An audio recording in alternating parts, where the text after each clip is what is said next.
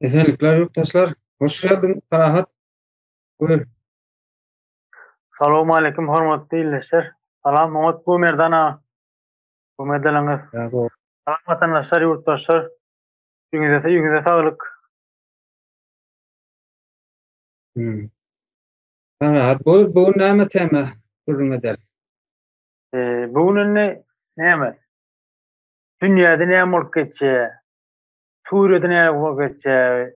Suriýede Türkmenistan näme arabanasy bar? Şu gat ýakyn ýerleri bar da. Şonu geçeli. Vatandaşlardan bilsin. Şonu nähili hereketler bolýandy. Dünýä näme bulaşyp barýar? Nähili öňüňizlikkä köperde ýygydyşykka şondan habardar edeli diýip düşünýän. Bolýa. Bu sözsenden tire de hova arada Sednaya nemet açıldı. Başar Asad kaç giden son eden ehlenç kıynamalar, adam öldürmeler, şu kızıganada adamlardan sana var şey näme ol ölümcül hareket edilen olsa yüze çıktı. Endi sen kırmay baka bileli. Yurttaşlarına bilgilerini üstüne koşmasa maglumat olar da. Belki O olar Türk. Aýdy. geçen hepde Suriye ayağı Başar Asad kaçıp gitti. Başar Asad'ın geçen 24 yılmış. Ondan aňarda da KKK teröristler jemi 60 50 yıl doğru halk zulüm aşağına işkence, zulüm, zorluk edil biz Türkmenistan şu.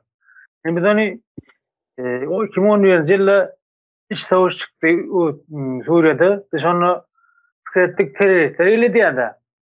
Putin üstüne bomba yağdırdı, bir güne halkın üstüne bomba da yağdırdı.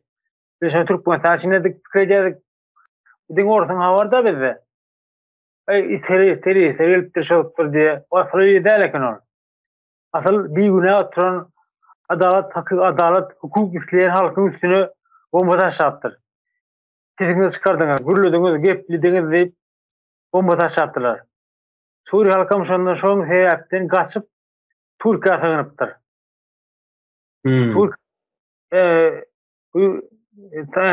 Recep Tayyip Erdoğan'ın hukumu etti. Yani, yurttu yanarda bomba yoktur tepesine bulan içine aldı. Yer verdi, öy verdi, iş verdi. Bunu mu öldürün oraya kadar? Yani üstüne bomba yoktur. Ne bu adamı o bu kovuta öldürmeli ne anarda? Onsa zamanedin Başar Asad'ın kaç gitmeyi bilen Sednaya hapishanesinin kapısı açıldı. Niye? Müňlerçe istekde var diye burayı 30 näçe müň tuttu. Çok gidenler onça däl diýe çykanlar onça däl galanlary. Diýen sonra güýe çykada. Galanlara şu Sednaya türmesiniň töwerlerini toplu mazarlyk diye indi üsüp jaýlanan mazarlyklar, öwliýalar tapylýar. Ne kamera var kameralar canlı kameralar koyulupdur. Her koğuşta her türmen näme diýerler ücretinde. Kamerada bada tap bilen oklar adamlar içine oturuyor ýöne şonu tap bilen oklar niýede? Çoň wagt gizliňler adamlara zulüm işkence we zorluk edenler de adamlar presse hal öldüripdirler näme üçin? Şol 2010 ýyllaky işte çıkanı hakkını isläpdir. Böyle azalttığında erkinliğini isläp Başar Asad'ın rejimine karşı çıkanını şol üçün. Bu ýerde rejimin eskerdiýip var. Muhalefet eskerdiýip bar. Rejimde olanny şu Başar Asad'ın öz gorýany. Başar Asad'ı gorýarlar. Başka goran ok. Halk bilýär ok. Başar Asad'ı gorýar. Olam 2005 salarda eken dünkün Livan'dan idine belli. İdine ortalarda yakıdın adamlarına ver. Tamam. Böyle ki muhalefet olan da halk. Bir günah halk hakkını sileyen halk oluyor. Hı hı. Şoň arasynda söwüş çykdy. Ana soňuşda ılgap ýene de başarasat 2017-nji ýylda Moskwaga gaketdi, Putin'e kömek sorap. Ulan başaramady, etmedi kömek. Täbi bu wagt Ukraina uruşupdyr. Oňa özüne askeri gerek, uruşmak üçin ýara gerek. Ulan başaramak diýdi. Oňa da maslahat berdi. Men kömek etbilemok, gaçyp gelseňä gel diýdi. Olamazam şoň gelip ýygyna häzir Moskwadan kömek gelýär diýip ağlady öz rejimdäki dron etkerlerini de şoň aşam gaçyp gitdi. Hımm. Aşma Indi. bilenem halk sanki muhalefet dileyen halk kazandı. Yani Indi. bunu rejimin desteği, rejime kolluk veren askerler, komandirler, etkerlerim hemmeti tutanıp kaçan kaçtı, tutanıp tuttular ne 2500 sallat diye. 2500 sallat Asad rejimini kovaran. Onlarım komşu taş gitti, oğlum izine veriyor. İzine taşırıyor. Ekadın deyip izine taşırttılar. Ne yapsın? Bu Allah'ın yuvaş yuvaştan bıraktı. Hem de saçılır. Yedi kalmaz bu. Ne yapsın? Avrupa ağaçman, Amerika ağaçman başarasat Rusya'da Moskva ağaçça. Sayda tuttan hem kalan yurtlar bunu kabul etmedi aydınlar buna. Amerika'da maaş edenler, Avrupa'da maaş edenler şeyle var deyip. Onların hakkın hukukun adaletinin ayarını onlar başarasatın yeri yok. Düşünüp bilmiyor, anlaşıp bilmiyor. Sonuçta Putin'i böyle diyalet faşist olan son, terörist olan son bu kabul ediyor. Sadece Putin yerine de terörist, faşistliğini, halkına karşılığını hud etti. Başaradı. Asadı almak bilen doğru mu? Bak öyle hud etti. Öyle teröristi. Ne için başka ülkede kabul eden noktadan çok kabul etti. Doğru. Böyle yani ne şey Fulmen'in oğlunu başlasadın sonu garankı. Ölümüyle oturur sonu. Hiç mi gerek gel ne şimdi o tadı dokumentanlı Moskva gilli ya git dediği hiç haber yok. Gizlini olan mış var. Moskva dedi yani ne çıkıp Gurlanok ya orta Putin aydanok tili çıkıp tili yayına çıkıp Putin aydanok belli değil. Yani mış. Bundan sonra hiç mi gerek gel afardın ni? Alarla pulunu işine yaramasa ulanırlar. İş yaramasa işten tamam yoğurt koyarlar. Yani Avrupa kabul etmeye özgürlüğü gelse de öldürecekler. Niye de ölse de bunu iyi de adam yok. Sanılan gözük diyemiyorum buna. Bunu söyleyen biz ne diyecek olduk? Bunu söyleyen bizim Türkmenistan vatanımız bir şu yağdaydı. O Häzir tereddüt sadece bir soru göze çıkýarda. Indi dünýäň özünde rejimli sistema diýilýär-de. Bir häkimet başyndakylara rejim düzlense, demek şol taýda şol häkimet öz halkyna garşy, ýani halkyň bähbidine işlenok. Diňe öz bähbidine, öz sultanlygynyň ýa häkimet üçin. Indi Asadyň rejim sistemi Türkmenistanda da bar. Doğru mu? İkisinin ara bağlanışyny näme şu hakda nähil pikir edýän. Bir ýakyn meňde şerleri bar mı biziň Türkmenistan bilen?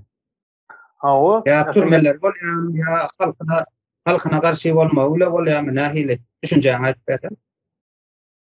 bu arada ise Türkmenistan ile şol elbette şol Sidney hapsan Sidney türmesinden hasan beterdir Türkmenistan için. Ya öyle için Suriye'de 20-25 milyon halk var. Türkmenistan'da var 4-5 milyon halk var. O zaman onun içinden 20 milyon içinden 100 milyon adam bilen 4 milyon içinden 5 milyon içinden 100 milyon adam gasuluk hayat oluyor da. Bir rejim olan nasıl yukarıdaki terör stopörü kullanan adamlar rejim oluyor. Son o rejim. Aynı bizde aydın arkada rejimi. arkada rejimini gorayanlar, milisiyalar, hemen işgalleri, prokuratura, yine prokuratura, şu milli evinde pavanaktan sonra rejimi oraya Olaram nimetlerini en fikrimce vazifesinin öğretmeninin adının nimetlerini bilen nokta. Ya bildiren nokta şolara. Evet bilen nokta. Şöyle düşünen. ha, yani işlerin doğru hata eden olmasınlar şular. Yani halka karşı batış ediyorlar da sonra doğru hata eden olmasınlar. Bu şey okudu nimetlerini biz okumadık. Ulan arasında. Okudun ataş olmam mümkün. Ha, Okudun olmam mümkün. Biz o talada okumadık. Oran arasında bulmadık, bile okumadık için bunu bilip alıp bulmuyor. Bilip bulmuyorlar. Öz aramada gelip aydın oklar. Okuduğum şeyi de okuduk ya. Bir de okuduk diye oklar. Halk kurulöse üstünden basın. Halk kurulöse üstünden basın. Yere sokun diye ne abi. Buyruğu hizmet edeceğiz abla. Kanunu değerli. Buyruğu hizmet edeceğiz. Buyruğu hizmet edeceğiz diyemem. Terörist demektir. Terörçü. Bir gün atın halkasın. Bir gün halkasın. Bunu yapıp bilmezsin ha. Buyur. para sen söylediğin da yine buyruğa yani özünü prezident dip görkeden hakimiyet başındakiler buyruk bolan da yani karar da yani isleği karar. Sonra boyun olan olsalar kabullanyan olsalar hukuk koruyucu diye adlandıryanlar demek o tayda hukuk kanun gören ok demek da şeyle olamı. Katı doğru. Katı doğru. Şeyle oylayacaksın. Kanun yok demek oluyor abi. Yani sevabini 3 tane hareket daha kanun çıkarıcı, yerine yetirici, kadet. Üstten bir adam yerine geçenle bir kanun yürümüyor, işlemiyor. Kanun yok demektir bu hatta. Kanun yok. Yani bu hatta hükmen Suriye'deki hali ayaklanmalı. Türkmenistan'ın rejim, arkada rejim yıkılmalı. Hükmen yıkılmalı hatta. Bu ne etki yıkılmalı. Olmasa o tadı yaşap olmuyor da. Yaşarlık yedirici, yani yaşarlık gaz kalmadı anarda. Türkmen vatandaşı yönü soru vermeli bir hatsan öz vatan öz oğlumuz gıydımızda bir hatsan başında bir oturur. Böyle üç oturur mahfaz eder, gülüşür, değişir. Toy dersi etmeliler özüne, şu soru vermeli. Şu dışına gitse Türkmenistan hiç ona kat olmaz. Hey, bilin yemin eder verdi. Yani 4 tane çağman vardı. Cema tamam vardı. Arda kalkamıyor oluyor. Onu gidip bilemok. Gitsem bizim gidip bilemok. Para cemlerin bilemok. Maşkalamı dilen. Men gitsem ulum çıkartmalı. İş edip. Ne için? Anlarda pul yok, iş yok, güç yok. Çok için. Evet. Zaten hükman cemlenmeli bir yerde. Cemlenmez mi cahillik kasam ümüdür. Bundan beter olur. Üçüncü yol yok da ya ölmeli gitmeli ya da almalı. Bunu hükman alaymalı. Ne edip soru uyuyor çıkardı. Ne edip halk ayaklanmalı ya da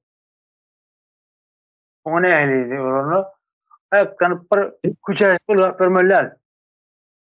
Bir öz arangıda sen men 5 adam ve 10 adam sadaka öyle an 3 milyon öyle fatata öyle sonrada vaat etmelerle vaadın yerine vaat yeminini ertek diyen ertek etmeli ertek kurumlarla bir ekleri konstitusiyonu spor kıçan hatta siyasette gurum etmeli öyle adamlar öyle arasında sonra bir sözün ulu gücü vardır söz diline grup gibi beşiklerin arasında grubun dışının arasında sonra manili gurum etmeli geleceğini düşünmeli geleceğini gurum etmeli biz ne gelecekten elek olmalı erteğini elek olmalı bir ürünü elek olmalı sonra plan işbirliği adamlar olmalı okullar olmalı Zaten gurrun ettiğinse üstesel yandır. Gurrun ettiğinse üstesel kıtıp bariyana battın, hem adın. Yani oturup otada boş erteki vaqt okunan fidası yok. Konstitusiyon okudulsa, şu vaqt etmediler, konstitusiyon okudulsa, siyaset kuruluşursa, anşalana ayaklarına başladır. Şeydi bu ayaklanılyanlar. Sebebi ayaklanmalardan bilmeliler, ne şu ayaklanyanlar. Türk vatanın vaazı yok. Ayaklarımı deyin sükûsü ayaklanlar, bu ne mi diyerler? Sebebi okudulan düşündürülen nokta. Ayaklarım ne emedecek? Urş'ta o şey var. Urş'ta o için edilen ok bulatlar. Şol Türkmenistanyalak, Uğmansanyalak derece yetmeyen deyip halk urşça. Halk kana şol için urşça. Suriye, İsrail. Ne için urşça? Ukrayna ne için urşça? Türkmenistanyalak derece, Uğmansanyalak derece barmayın deyip urşçalar. Şoňa tüm olmaly. Şoňa ýylyň aşanyny newden baýlygymyz barka gulu bolmaly. Özüňi gazanalyň, özüňi pikir bileň. Öz pikirimiz aýdyň bolsun diýip bilijigimiz bolsun. Öz adymyzy milligimiz bolsun, öz adymyzy ýerimiz bolsun. Öz adymyzy ýurdumyz bolsun diýip edýärler. Birim iş tapman, ýa mehkine şedan uruşanoklar. Şol maksat Türkmenistanyalak derece barmaýyn uruşdylar. Ana uruşdylar Suriýe gazanny. Suriýe gazanny.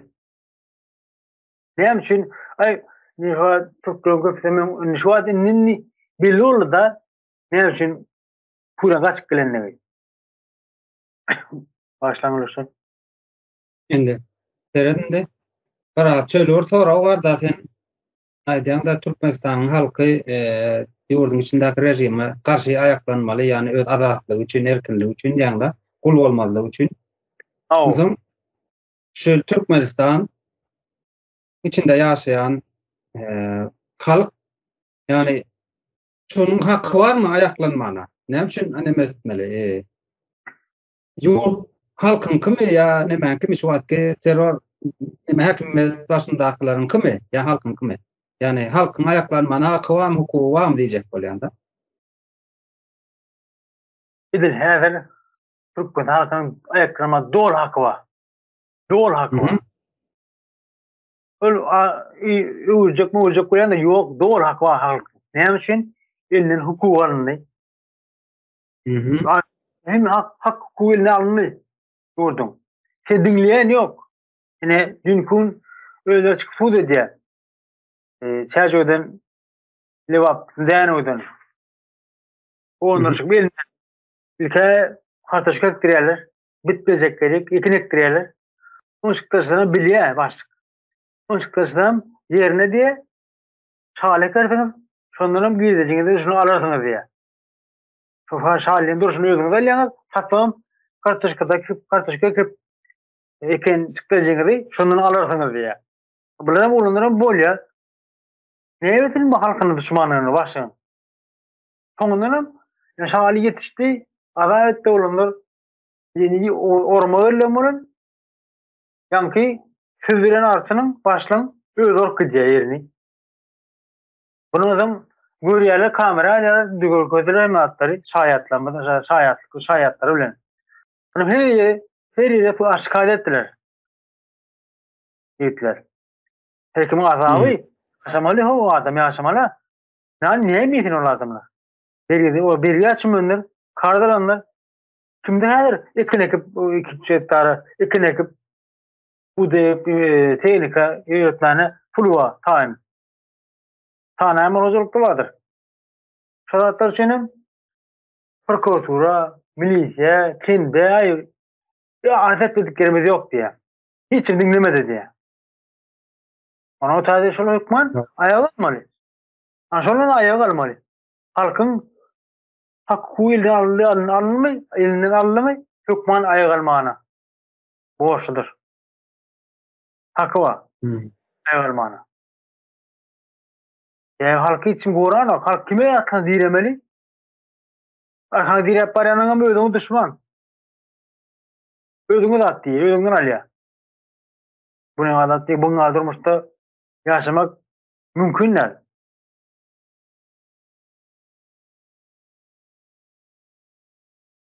Sada yeni o soru bize çıkýanda ýa-ni şol wagtda olanlar şoların demesinde mysalynda bütün ýurt bir azajyk adam 500 adamdan daşary kärende ulan ýa nemesine topragy ýurdun içinde toprak kärende ulan ýa onda da häzirki özüni hakimiýet diýip görkezýän toparyň isleg bildirýän nemesinde paxta, buğday, gramşugundur, başga istat ýok da şonu ekýände bolmasa ekmedi ýerem berjek geldi. Indi ýurt ýa aýtdyk halkynky diýär, dogrymy? Türkmenistan halkynky. Näme üçin halk öz topragyny kärende almaly, öz elinde bolmaly däl. Näme üçin ýani şahsy hojalyklara geçmeli däl, şol nemeler şahsyýata geçmeli. Topraklar bärde näme çykýar? Näme üçin kärende bolar, näme üçin şahsy däl? Şo torada Bu taýda vatandaşlara näme açıklama bersek da öňüme köp aýtdy. Umut goýary bu soraň sen ýertü reformasy bardy. Hora berdiň şu an. Aşal ýertü reformasy etmejek köp şunularlarda halky. Sen öz ýeriň bolsa, ikiniň bolsa, öýdeki gulçukdan çykardyň da. Sen şo gulçukdan üçin wagtda bizatlary ilmi beren oklarsyň. Hemmadi hökümetiň kontrolyny takdaýarlar. Sana yer berse, gurulurmy? Diňlermi ony? Özüň oňarasyň, baýarsyň, bu ýyl trakt, bu ýyl daha öňe trakt alarsyň, indiki ýene orada maşina alarsyň, özüňe gerek atal bermeli, şeýdip bir kimsekden düz bermeli. Şo wagtda bolmasyn, halk garyp ýaşasyn, halk özüne gormasyn diýip zatlar edilýär. Yer reformasy geçirilen o. Geçirecek olan adamlara maysa üstüne öňünden çykyp hilage geler, sonra var, bir direk sonra çekip turmağa basyp. Näçe onu basyldy? Näçe öldürildi şu atlar üçin? Näçe ýurtdan kovuldy? Zatdan amacı diňe adamlary gulçukda, külürükde saklamak. Buyurun. Yine de o şöyle sonra gürüňdeşligiň içinde sonra dowamly çykyp barýar da aýna diýelim bir Türkmenistanda halk neme toprak eýesi boldy, dogrymy? Şahsy. Hawa. Indi toprak eýesi bolda pullanýar, dogrymy? Jüzi pullanýar, halk jüzi pullansa ýurdan baýýar, dogry dälmi? Ýurt şu halkyň nemesinden bir arkasyndan bir dünýä ýüzünden dik görünýär da aýna. Gaýlygy, garyplygy, ýani aýdyň adamlaryň, jahilläriň tapajy hemmesi halkyň üstünden gelýär da. Indi diýelim halk toprak özüni boldy, şahsyýetçilige geçdi, pullandy. Indi pullandy öyle akyl hoş gelip başlaýar da, okap başlaýar, öwrenip başlaýar adam, dogry dälmi? Indi şu anda öwrenip aňsat internet açyk bolsa boldy, internetiň dostupy bolsa ýani girişmene. Ama halk seyredecek da bizimine Orse'de Kıtay'a nevit gaz satdı. Doğrudan Türkmenistan. Hawa, dogry.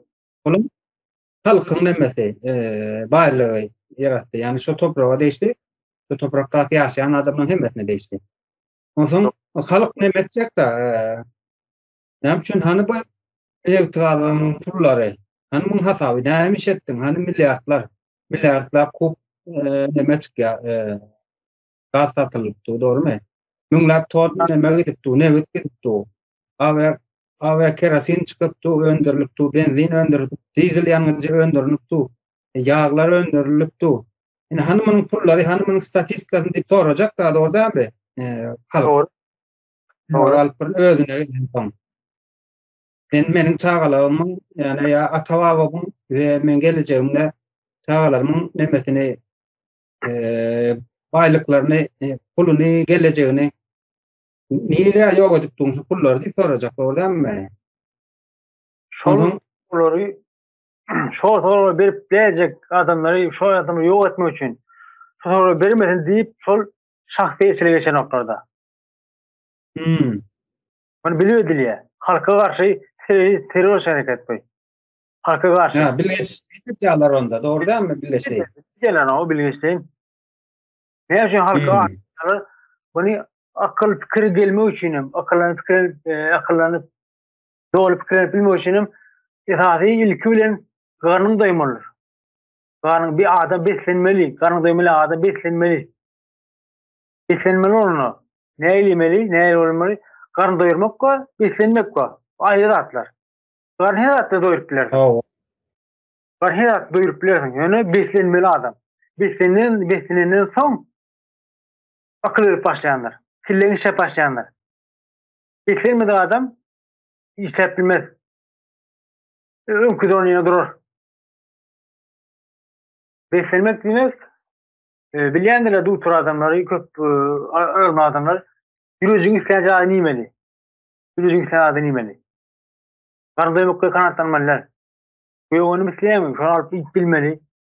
Etkileyem onu alıp ilk bilmeli. Özünü vitaminatı alıp ilk bilmeli. Şu hatta bulmazdıkça arayıda icidiyenler. İcidiyen arayan icidiyen zaman kirledi fikir dine ne oluyor? Karın doyurmak oluyor. Karın doyurmak adam başka görmüyor. Sen karnın doyursa oluyor deyip başlıyor. Teodu bu bilsin o adam.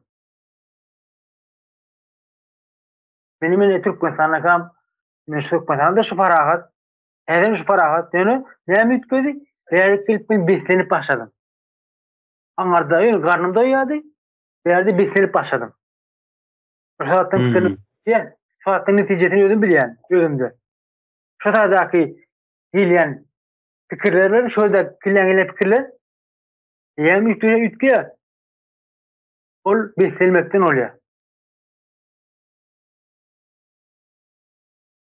O para demek toprağı birleşin beren oklar dedik. Doğru mu? Sonra o yere çıkar. Sonra olan izlenmez deyip cevap vermeli olar deyip. Şimdi Türkmenistan'da internetim yok diye ne ala doğru mu? Edin Aşkabat'ta biraz olup TikTok işliyor. Ondan galan nemesi Instagram devir bağlılıksız neme var. Onda ulakan bilem okuyda hatırda adam etkiler olayım. YouTube var. Telegram var. Olağım nemesi öpeyenler girmeli. Doğru mu? Demek internet yok diye ne alda provokatörüm var yok. Yok. İstesinde yok.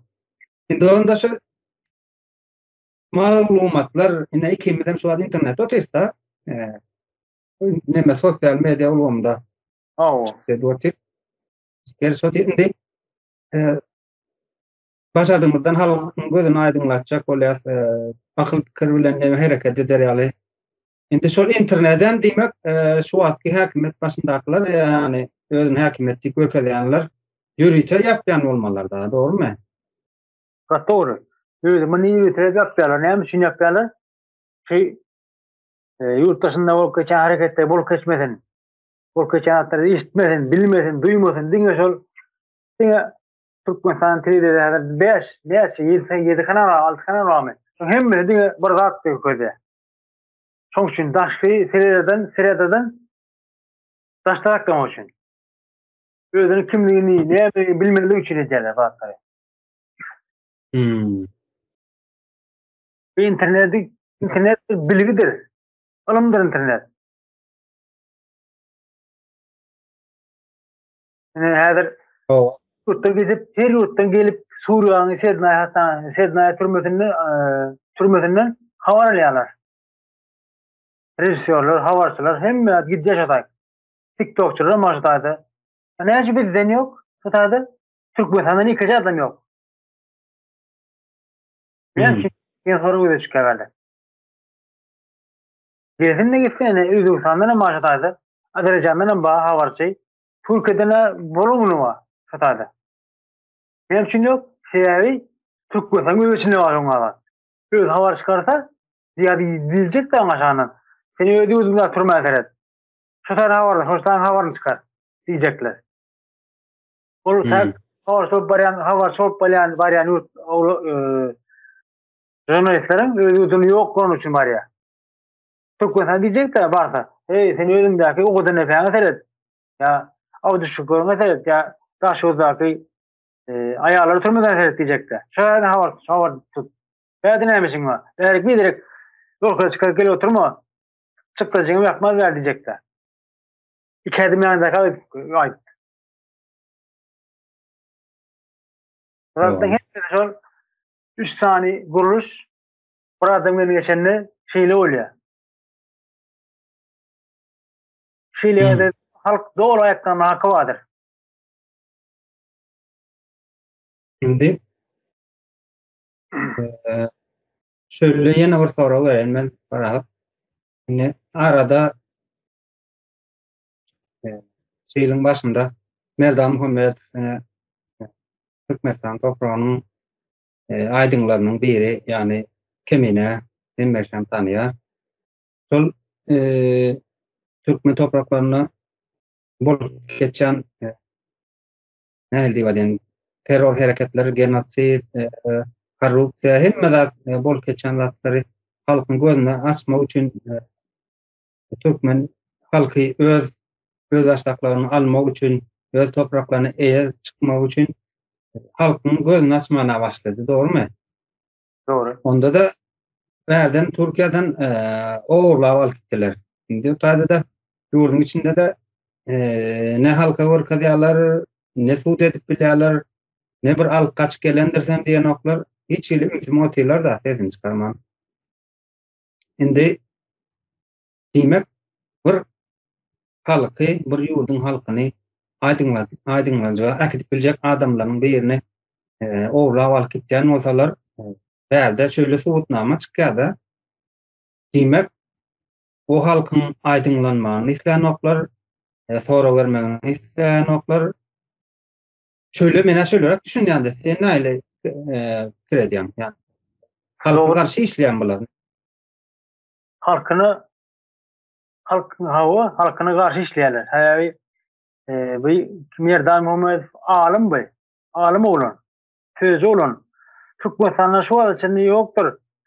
Karşılık gelen şu an içinde neyse. 30 yıl oldu mu?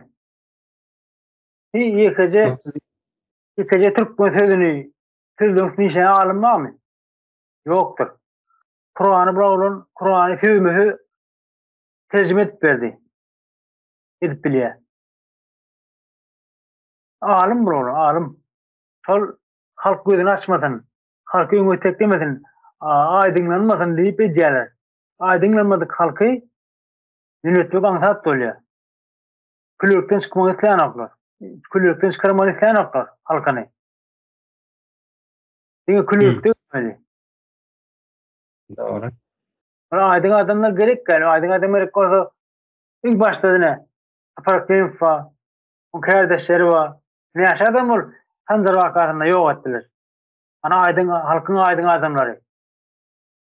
Hatta onlar terörist dediler. Onlar terörist değil, siz teröristsiniz. Halk düşmanına çevirmişsiniz. Zaten hükmen ortaya çıkar.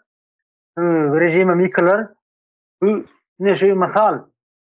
Olacak hareketleri Suriye'deki olacak hareket yıkan halkın önüne cevap verirsiniz. O yüzden tepedasılar. Ayarlı oturmasınlar. Yıkıcı şu rejime kullu eden adam cevapsız sapmaz. Halk ayaklarına.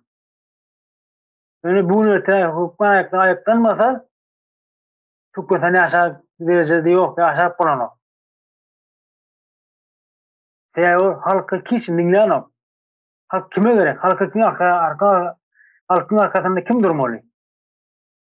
Kim kovalama? Kim dinlemeli halkı? Az şikayetini.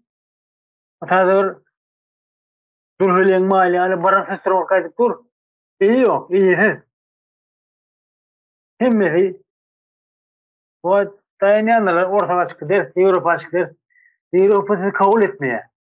Avrupa kabul etse bu Asad'ı kabul ederdi. Ortaya derseniz ortam bu üniversite dağaya. Ortam uçta kaybetti. Uçta yitirdi, yenildi. Bu Merdan Muhammed Facadı. Uç başlanmadı. uruş başa onu ortaya yitirdi, yeňildi diýdi. Hakiki yeňildi. Bilip duran şol alim adamlar, köp okuyan adamlar tekidini bilip bilýär. Şoňa diýdi. Orus yeňildi. Dogry aýtdy. Türkmenistan hükmen ayaklanma bolar. Hikaýene jogap berýär. Şol Suriýadaky Sedna haýatany dinläp görüyorum.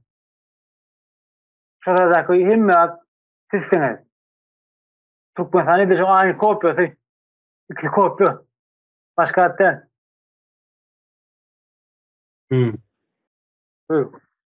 Parahat, parahat, indi kısıp var ya, insan sonra vereyim ben sana.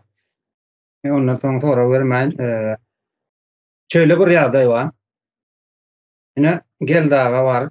Yurttaşında maskalası bilen geldik araydık bir tanalya. Yurtta karasızlık divatlandırılan döwüründe elinden malını aldılar, özüni fakt nemeti sahana bastılar. Soň helak etdiler, edip yurttaşyna çykdy, dogrymy? Indi arada Birleşen Milletler Guraması tarapyndan Geldaga Türkmenistan ýani Geldaga nemetmeli 7 milyar dolary 180 günüň dowamında tölemeli edildi, dogry dämi?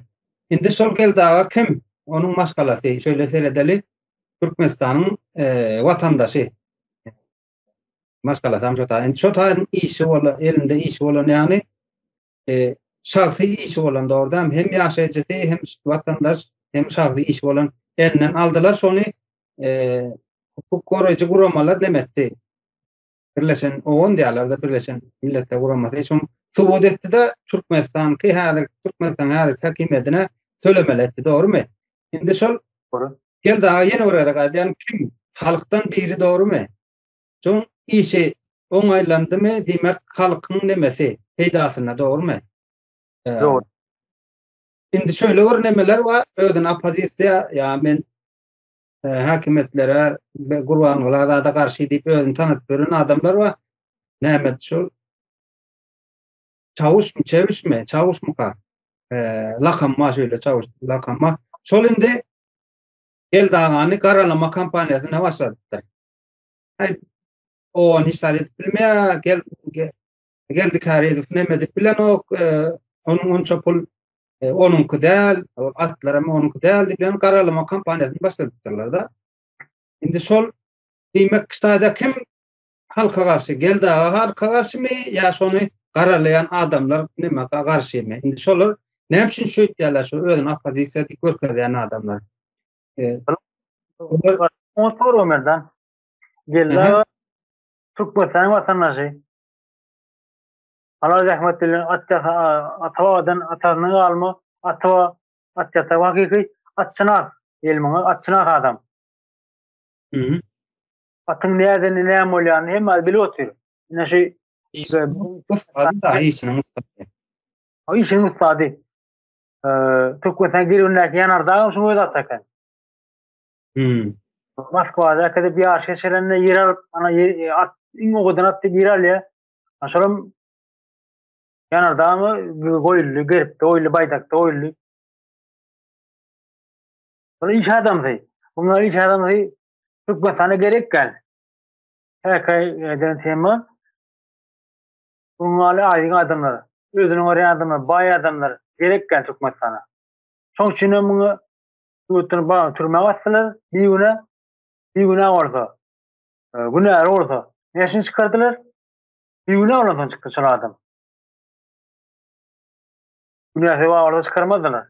Yine manım almadılar. Ol sanki çavuş diýeniň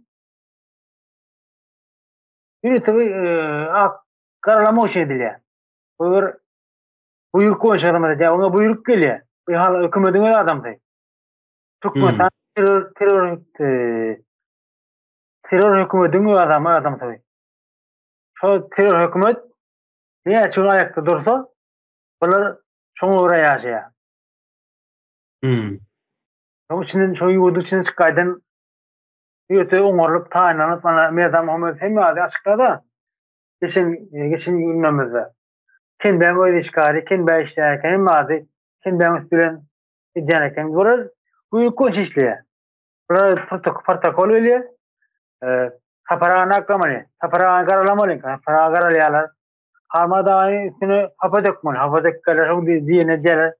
Oňa gelikleri we garalamaly. Bolýa gelikleri üstüne hüjüm edýärler. Bunun ırkçılda ve her yerde ayakçılar var. Bunlar yani terör hükümetin ayakları. Şu ayakta durmalı hükümet. Bunlar son üstüne bunlar grand alyalar, pro alyalar. Niye şimdi ayakta durup bilse sonra işte pul kazanıyorlar. Halka karşı hakkı sefa dileyen halka karşı. O giz takkalya, para giz takkalya, oğlum halka karşı. Yani kim doğru söyleyecek, kim yalan edecek hakları onca halk vatandaşlarımız dün dinlese düşünüp bilirler, görüp bilirler. Halk tarafında kim terörist hükümetin tarafında ortaya çıkanlar. Yani şu fikirlenip bilmeyeni ortadan ayırma için halka aç takkayalar. Onu halk doyurmana kail oluyor da halk karnı doyurmana kail oluyor. Beslenip bilen adam deli düşünüyor bana. Ol beslenmekten karnı doyurmaktan çıkıyor yine de. Karnı adam fikirlerini bilmez, düşünüyor bilmez. Eğer beslenip bilsen analiz edip bilen. Killen işleyen, killen de güldürlü fonksiyonel işler başlıyor, yüzükleri, iyice çıkıyor. Doğru. Rahat. Sözün bolunmasan neme dairmi? Kirenmadan sağ ola sayalmi? Vaktimdan. Vatandaş, sağ olun vatandaşlar. Onu dinle, düşünün, fikirlerin tutmazsan, halk ayaklanmasa yaşap bilme şansınız yoktur vatandaşlar. Çoğalın goğunumuzdur. Gittiğince bundan beti gittiğince beterleşer vatandaşlar. Düşünülüyorum, fikirlerini geleceğimizi görüyorum, geleceğimizi. Tukman ayaklanma tayin olalım. Ayaklanalım. Bu terör hükümet gitmeliler. Dedi garaşlığımıza, toprağımıza, yurdumuza çıkmalılar, baylığımıza çıkmalılar. Doğru. Sağ olun. Olar onda. Doğru sağ olun. Ola sağ ol, para at gelin için.